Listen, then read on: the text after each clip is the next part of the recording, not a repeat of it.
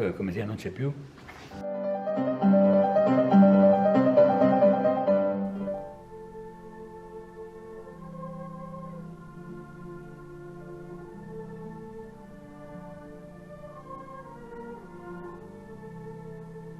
Eh già, non c'è più alcun presente su cui poggiare i piedi, solo crediti di buone azioni trasformati in debiti.